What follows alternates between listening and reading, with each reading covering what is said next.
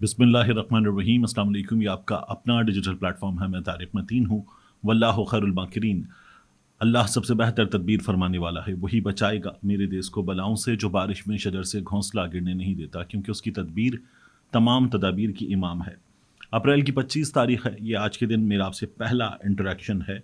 कुछ बहुत अहम खबरें हैं और इन अहम तरीन खबरों में एक अफसर जिसे मुस्लिम लीग नून और मरीम नवाज शरीफ, शहबाज शरीफ साहब, नवाज शरीफ साहब, ये तमाम लोग करप्ट तरीन मानते थे, अब इन लोगों की चॉइस बन गया है। जो कल तक करप्ट तरीन था, इमरान खान का साथी था करप्शन में, बुशरा बीबी का साथी था करप्शन में, वो अब इन लोगों की चॉइस बन गया है। क्यों, ये अभी मैं आपके सामने इस वीडियो में रखने जा रहा हूँ। दूसरा, शहबाज शरीफ की इस हुकूमत की, नवाज शरीफ की जमात की इस हुकूमत की, उनकी लाडली बेटी मरीम नवाज शरीफ साहिबा खातून हैं, काबिल एहतराम हैं, उनकी इस हुकूमत की गर्दन किसी ने बहुत बुरी तरह से दबोच ली है।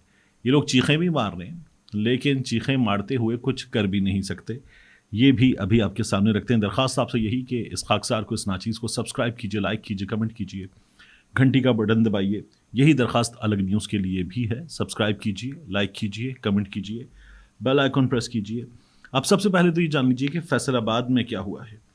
पीबी 106 से एमपीए है राय अहसन खरल, उनके डेरे पर रात गए पुलिस ने छापा मारा, तोड़फोड़ की, क्योंकि 26 अप्रैल 26 अप्रैल माफ़ कीजिएगा, बरोज़ जुमा पाकिस्तान तहरीक इंसाफ की जानिब से एहतजाज की कॉल दी गई है। इसके अलावा भी फैसलाबाद में उसके आसपास पाकिस्तान तहरीक इंसाफ की जो वर्कर्स वगैरह हैं, उनके घरों पर छापे वापे मारे गए हैं, बंदे गिरफ्तार हुए हैं।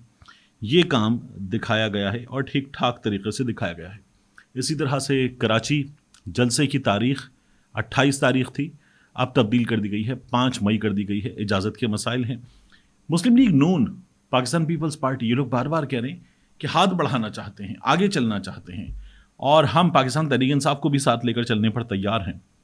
लेकिन जिस तरह की चीज़ें आप देख रहे हैं, बुनियादी जमहूरी हक़, उससे मरीम नवाज शरीफ की हुकूमत हो या सिंध में बिलावल भुट्टो जरदारी की जमात की हुकूमत, ये बुनियादी जमहूरी हक़ अगर लोगों से छीनेंगे और ख़ुद वही तमाम काम करते रहेंगे, तो फिर इनका ये दावा कि हम साथ चलना चाहते हैं, हम आगे बढ़ना चाहते हैं, हम हालात बेहतर करना चाहते हैं, हम नॉर्मलाइजेशन की तरफ बढ़ना चाहते हैं, ये दावा दुरुस्त मालूम नहीं होता इन लोगों का किसी भी सूरत में। अब आ जाइए, ये जो करप्ट अफसर मरीम नवाज शरीफ साहिबा की हुकूमत की आज चॉइस बन रहा है। हुआ क्या, जब इमरान खान साहब की हुकूमत थी, तब एक अफसर पे इल्ज़ाम लगाया गया, बहुत से अफसरों पे इल्ज़ाम लगाया गया। इल्ज़ाम तो असल में फ़रा साहिबा पे, फ़रा गोगी साहिबा पे, बुशरा बीबी साहिबा पे, इमरान खान साहब पे, मरीम नवाज शरीफ साहिबा की जमात लगा रही थी। तो तब की ये एक FIR मैं आपके सामने रख रहा हूँ और इसका कुछ हिस्सा मैं पढ़ के आपको सुना रहा हूँ। गुजारिश है कि source report Zaigham Khalil, inspector vigilance पर बाहुक्म मजाज अथॉरिटी इंक्वायरी नंबर, फिर उसका नंबर लिखा हुआ E98/A 2023, दफ्तर DACE पंजाब लाहौर, बजरिया नाजिया हुसैन सिंधु ADI HQ अमल में लाई गई, जो के दौरान इंक्वायरी साबित हुआ कि उस्मान बुज़दार के वज़ारत आला के दौर में वज़ीर आज़म इमरान अहमद खान नियाज़ी की अहलिया बुशरा बीबी की दस्ते रास्त फ़रद शहज़ादी और फ़रा गोगी की हिदायत पर पंजाब में अफसरान के आला इंतज़ामी पुरकशिश अहदों पर तकर्रुर तबादले होते थे, जिसके बदले में सीनियर ब्यूरोक्रेट्स ताहिर खुर्शीद, अहमद अजीज़ तारड़, सालिहा सईद, उस्मान मौज़म, सुहेल ख्वाजा और दीगर अफसरान तैनात होने वाले अफसरान और मुलाजमीन से करोड़ों रुपए बतौर रिश्वत वसूल करके आइंदा फरागोगी को इसका जो हिस्सा करोड़ों रुपए में बनता था, उसके घर वाक़े 99YDHA लाहौर ख़ुद पहुँचा कर जाते थे। फिर आगे ये बता रहे हैं कि फरागोगी जो है वो अपने मुलाजमीन Ahmad Mansoor, accounts manager, Mohammad Asif, personal secretary के जरिए अपने ज़ाती बैंक अकाउंट वाक़े silk bank liberty branch Lahore में जमा कराती थी। इस रिश्वत की रकम में से उस वक्त की खातून अव्वल बुशरा बीबी का बेटा इब्राहिम मानिका, वल्द खावर मानिका, अपने हिस्से की रकम वसूल करने के लिए बाकायदगी से फरागोगी के घर आता, कैश रकम वसूल करके ले जाता था। मुख्तलिफ इसमें फिर चीज़ें लिखी हुई हैं कि सबूत वगैरह आ गए हैं, और ये मज़कूरा बाला इल्ज़ाम अलैहान, यानी ये इल्ज़ाम है, ये मुल्ज़िमान, इनके बारे में लिखा हुआ था। और ये बता ही रहे थे FIR में कि सबूत हैं, बड़े ठीक ठाक किस्म के सबूत हैं। اور یہ ثبوت جو ہیں احمد عزیز تارڑ کے بارے میں بھی ہیں. اب یہ نوٹیفیکیشن دیکھیے. یہ جو ابھی مریم اورنگزیب صاحبہ پر الزام آیا 3 کروڑ کی کرپشن کا، جواب نہیں. میں بھی دعوت دیتا ہوں کہ مجھے بھی بتا دیں، میں ضرور ان کا موقف سامنے رکھنا چاہوں گا. اور جو دا اسکوپ کی ویب سائٹ نے بتایا ان کو بھی چاہیے مریم اورنگزیب صاحبہ کا جواب، وہ بھی دینا چاہتے ہیں جواب. تو مسٹر دانیال سلیم گیلانی جن کو ہٹایا گیا اس عہدے سے ڈی جی پی آر میں، اب وہاں لگا دیا گیا ہے مسٹر احمد عزیز تارڑ کو، جو ایف آئی آر میں کرپٹ لوگوں میں شامل تھے، ان کو لگا دیا گیا ہے. Member planning and development board Punjab, ان کو ٹرانسفر کر دیا گیا ہے. اور یہ اب secretary to government of Punjab information and cultural department یہاں پر بھیج دیے گئے ہیں. بتایا جا رہا ہے کہ وہ جو پیسے ریلیز کروانے تھے مبینہ طور پر وہ پچھلا افسر دانیال گیلانی نہیں کر رہا تھا، اب اس لیے یہ لائے گئے ہیں. ان پر ویسے ہی ٹھیک ٹھاک قسم کے الزامات وغیرہ ہیں، انکوائری وغیرہ ان کی چل رہی تھی. ان الزامات سے بھی جو سورسز ہیں وہ کہتے ہیں کہ ان کی جان چھوٹ سکتی ہے، اس لیے یہ کام کر دیا گیا ہے. ماجرا کیا ہے؟ ماجرا یہ ہے کہ محسن نقوی جو ہیں وہ جو چیزیں چاہ رہے تھے جب وہ نہیں ہو رہی تھیں، تو محسن نقوی صاحب نے اپنی ویب سائٹ سٹی 42، آپ اس کا اسکرین شاٹ دیکھ رہے ہیں، مریم اورنگزیب صاحبہ کی اشتہارات کی تقسیم میں مبینہ کرپشن 15 کروڑ کا اسکینڈل سامنے آ گیا. میں نے آپ کو پہلے بتایا تھا، انہوں نے پورا چھاپ دیا اپنی ویب سائٹ پر اور ایک ایک چیز اس کی بتا دی. جو چیزیں میں آپ کے سامنے رکھ چکا تھا اس کی تمام ڈیٹیلز آ گئیں. ہوا کیا ہے؟ ہوا یہ ہے کہ محسن نقوی صاحب نے اپنا آئی جی اسلام آباد لگوایا. اس کے بعد محسن نقوی صاحب کچھ اور افسران چاہ رہے تھے. مریم نواز شریف صاحبہ ان افسران کو ریلیز کرنے پر آمادہ نہیں تھی. تو محسن نقوی صاحب نے کہا ٹھیک ہے، اب اگر آپ آمادہ نہیں ہیں تو میں آمادہ کروانا جانتا ہوں، ویب سائٹ بھی ہے، چینل بھی ہیں، چیزیں ہیں میرے پاس.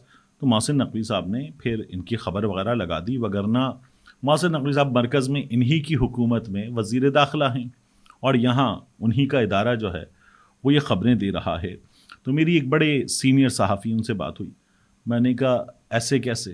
انہوں نے کہا کہ یہ کام حب علی میں نہیں بغض معاویہ میں ہو رہا ہے. ازراہ مثال انہوں نے یہ بات کی، ہمارے اکثر یہ مثال دی جاتی ہے. تو یہ اس لیے ہو رہا ہے. محسن نقوی کمشنر لاہور علی رندھاوا ان کی خدمات مانگ چکے ہیں. وزارت داخلہ نے اسٹیبلشمنٹ ڈویژن کو اس سلسلے میں مراسلہ لکھ دیا ہے. علی رندھاوا جو ہیں ان کو چیئرمین سی ڈی اے تعینات کیا جائے گا، اور شہباز شریف صاحب جو ہیں وہ کسی اور کو لگانا چاہتے تھے، تو محسن نقوی صاحب اب یہ کرنے جا رہے ہیں. دوسرا وہ جو وائرل ویڈیو ہے، خاتون جنہوں نے ایک پولیس اہلکار کو اڑایا، بدتمیزی وغیرہ کر رہی تھیں وہ اور چلی گئی. میں نے آپ کو اس کے بارے میں بتایا تھا. عامر متین صاحب جو ہیں ان کو لوگ گھسیٹ رہے تھے بلا وجہ.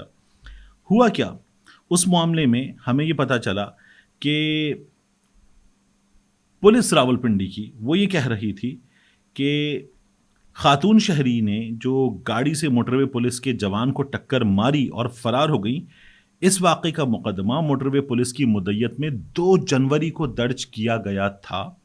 یہ راولپنڈی پولیس بتاتی ہے. اور کب بتاتی ہے راولپنڈی پولیس؟ 22 تاریخ کو. اب کیا ہے 25 تاریخ، 22 تاریخ کو بتاتی ہے کہ یہ مقدمہ درج کیا گیا تھا، ملزمہ کے خلاف قانونی کارروائی عمل میں لائی جا چکی ہے اور تمام قانونی تقاضے پورے کیے جا چکے ہیں، سب ہو چکا ہے. یہ راولپنڈی پولیس نے بتایا. لیکن اب راولپنڈی پولیس کیا بتا رہی ہے؟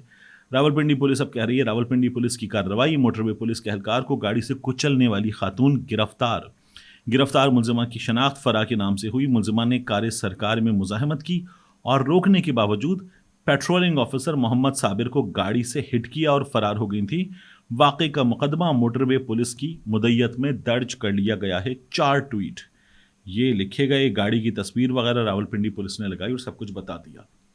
پہلے یہی راولپنڈی پولیس کہہ رہی تھی کہ سوشل میڈیا پر شور کیوں مچا ہوا ہے. یہ معاملہ ایک کلوزڈ چیپٹر ہے، سب کچھ ہو چکا اس معاملے میں، اب اس پر شور کرنے کی ضرورت کیا ہے؟ سب 2 جنوری کو ہو چکا.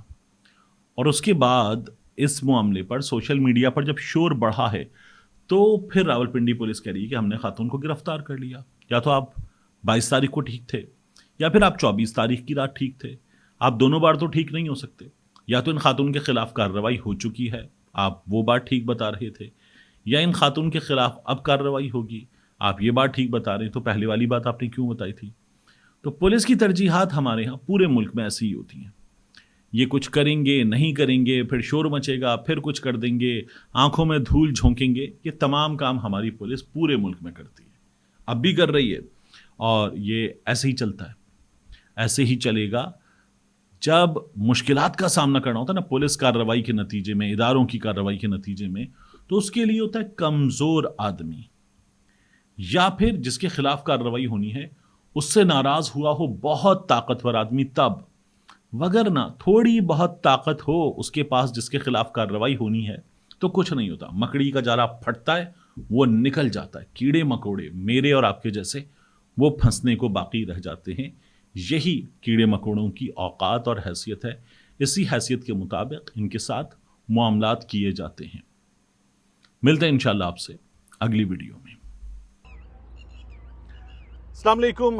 میں اس وقت آغا محمد کے ساتھ موجود ہوں سپر ہائی وے کراچی پر. یہ جو آپ عمارتیں دیکھ رہے ہیں یہ عمارتیں ہیں بحریہ ٹاؤن کراچی کی. بحریہ ٹاؤن کراچی اور اس کے بالکل دروازے کے ساتھ یہ دینی درسگاہ, اللہ رب العزت کا کام. یہ قرآن میں اللہ تعالیٰ فرماتا ہے کون ہے جو اللہ کی مدد کرے, اللہ کے لیے انصار کون ہیں, یہ اللہ رب العزت سوال کرتا ہے. یعنی اللہ ہمیں موقع دیتا ہے کہ ہم اس کے دین کے لیے کچھ کر سکیں. آغا محمد میرے ساتھ موجود ہیں. آغا صاحب السلام علیکم. وعلیکم السلام ورحمۃ اللہ. یہ فرمائیے کہ یہ جو ہے مسجد تو ماشاءاللہ بہت خوبصورت, بہت عالیشان ہے, اور اللہ کا گھر جیسا ہونا چاہیے. بالکل, اس میں اللہ ہمیں توفیق دے کہ ہم ویسا کام کر سکیں. اس کے بارے میں بتائیں یہ کیا ہے؟ جی طارق صاحب, یہاں کی سب سے پہلے پس منظر تھوڑا سا میں آپ کو خلاصتاً بتا رہا ہوں. یہاں پر جب ہمارا آنا ہوا 1996 میں, 1996 سے لے کر 2010 تک ہم خیموں میں رہتے تھے. ٹھیک. تو بہت ہی مشکل زندگی بسر کیا.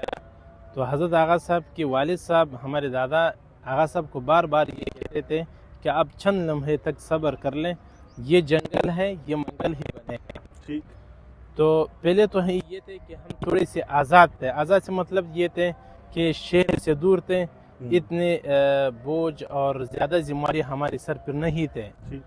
تو ابھی جب شہر ہی آ گیا تو ہمارے ایک ارادہ ہے, ایک فکر ہے, ایک سوچ ہے کہ یہاں پر ہم ایک ایسا عظیم دینی درسگاہ بنائے ہیں جس میں دینی تعلیم بھی ہو اور عصری تعلیم بھی ہو, اور مخلوق کے لیے ایک خدمت ہو, اور اللہ تبارک و تعالیٰ اس دین کو مزید پھیلا ہے. تو یہاں اس کے لیے ہم نے ایک تعمیر شروع کیا جو 6 منزلہ پر مشتمل ہے. تو ہم سے جتنے 6 منزلیں ہوں گی, 6 سٹوریز. جی, تو ہم سے جتنا ہو سکتا ہے ہم تو خود لگے ہوئے ہیں. تو مزید بھی اللہ تبارک و تعالیٰ ان لوگوں کو خدمت کرنے کی توفیق دے جو خدمت کر رہے ہیں, جن اللہ نے نوازا, جن کو اللہ نے نوازا ہے. تو میں امید رکھوں گا کہ انشاءاللہ ہر اچھا مجھے یہ بتائیے کہ یہ جو 6 منزلہ یہ حصہ ہے, جی, اس حصے میں اسٹوڈنٹس کی رہائش بھی ہوگی اور ان کی تعلیم کی کلاسز کی رہائش بھی ہوگی اور ان کی تعلیم بھی ہوں گی. کم از کم تقریباً ہم 2000 طلباء کو یہاں پر قیام پذیر کر لیں گے. تو انشاءاللہ بہت ہی فائدہ ہوگا. میں تو ساتھیوں کی کہتا ہوں آ جاؤ, مل جل کر کے اس کام کو آگے بڑھائیں. اچھا, اس کی جو لاگت شروع سے اب تک مکمل اندازہ لگایا گیا ہے وہ کتنا ہے, کتنا لگ چکا ہے, کتنا باقی ہے؟ تقریباً 25 کروڑ روپے اس کی لاگت ہیں. اندازاً ابھی جو لگا ہے 3 کروڑ تک خرچہ ہو چکا ہے. ٹھیک. اور مجھے بتائیے یہ جو یہاں پر 6 منزلہ عمارت ہے یہ کتنے ایریا پر ہے؟ یہ تقریباً 44,000 فٹ پر ہے. 44,000 فٹ پر ہے. ٹھیک. اور یہ جو پورا کمپلیکس ہے سڑک سے یہاں تک, یہاں پر پورا ادارہ تقریباً 9 ایکڑ پر مشتمل ہے. 9 ایکڑ پر. پہلے جو 15 ایکڑ تھے اب 9 ایکڑ پر ہے. ٹھیک. تو یہاں پر ایک دینی ادارہ اور ایک ساتھ ساتھ اس کے ساتھ ایک اسکول اور ایک مزید ایک کالج کی ارادہ بھی ہمارے ہیں. تو بسا اوقات سب کچھ تو ہم ذمہ داری پہ نہیں لے سکتے ہیں کہ سب کچھ ہم خود ہی کر لیں. بالکل. تو ساتھ ساتھ چلنے والے ہوں تو پھر انشاءاللہ گاڑی چلے گا. انشاءاللہ اللہ تبارک و تعالیٰ ان لوگوں کو بھی جزائے خیر دے. دعا کریں گے. میں خود یہاں پر آپ نے حکم دیا تو میں حاضر ہوا, اور کچھ اور دوستوں کو بھی انشاءاللہ یہاں پر لے کر آئیں گے. اللہ تعالیٰ توفیق دے سب کو کہ وہ اس کام میں حصہ ڈالیں اور کوشش ہم بہتر سے بہتر کرنے کی کوشش کریں گے. Thank you so much.